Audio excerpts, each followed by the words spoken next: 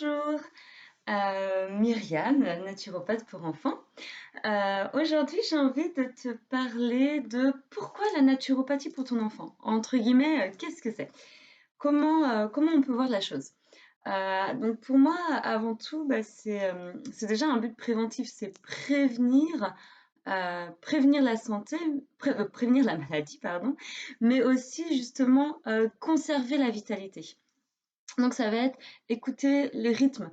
Voilà, ton enfant, il a besoin de calme, il a besoin d'activité, il a besoin en fait d'être rythmé en fait. Aussi, moi j'aime bien parler des rythmes de la nature. On est un peu calqué là-dessus aussi. Voilà, l'écoute des rythmes. Mais l'écoute de soi aussi, de son corps, de ses envies.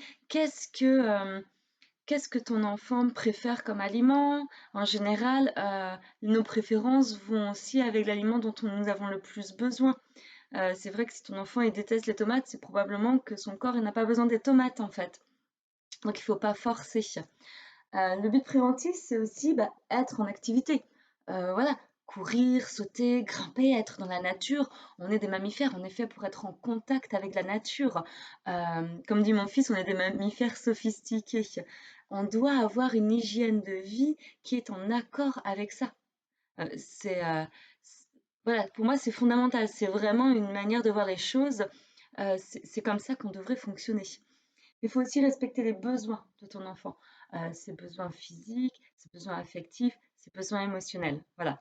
Je referai une vidéo pour développer tout ça, mais en tout cas déjà, voilà, la naturopathie, c'est un but préventif, mais c'est aussi un but curatif. Une fois que le trouble est arrivé, c'est respecter le trouble, comprendre pourquoi ce trouble est là, qu'est-ce qu'il vient montrer, ne pas casser le mécanisme d'auto-guérison du corps en mettant tout de suite des médicaments qui sont trop lourds, qui vont couper la fièvre. La fièvre est salvatrice.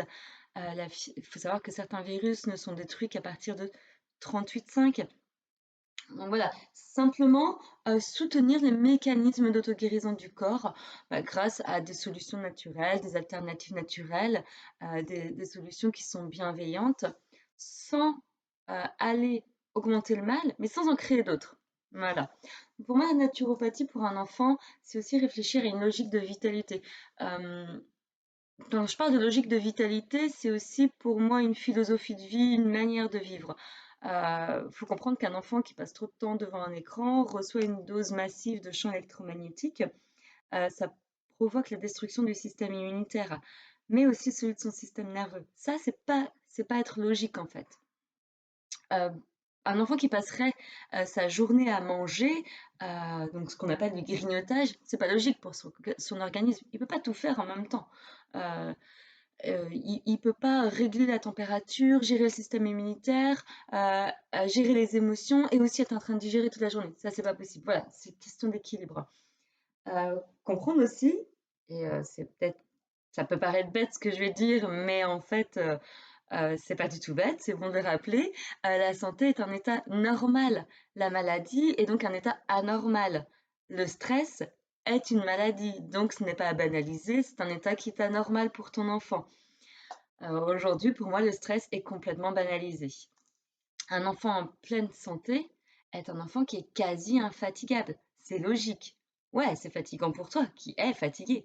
Mais pour lui, c'est normal qu'il soit infatigable. C'est normal qu'il soit en train de sauter toute la journée partout. Au contraire, c'est bon pour lui. Il doit manger en fonction de ses besoins et pas en fonction de sa taille. C'est pas parce qu'il est petit qu'il mange moins que toi. Non, non, un enfant qui est en pleine croissance, ben, c'est normal qu'il se sert des grosses assiettes. Après, il faut réfléchir à c'est quoi ce qu'il mange. C'est peut-être ça. C'est sûr que s'il remplit une assiette de pâtes, c'est pas logique. Voilà. Donc pour moi, un enfant effectivement peut manger plus qu'un adulte. Voilà.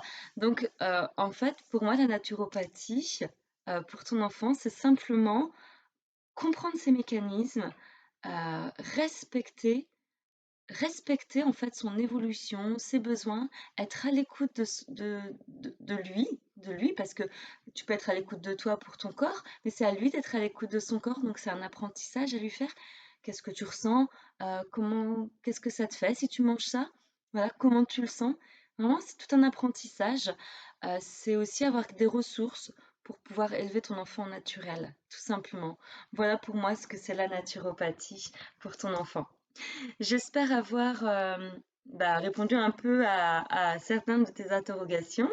N'hésite pas, si tu as des questions, à me les poser en commentaire.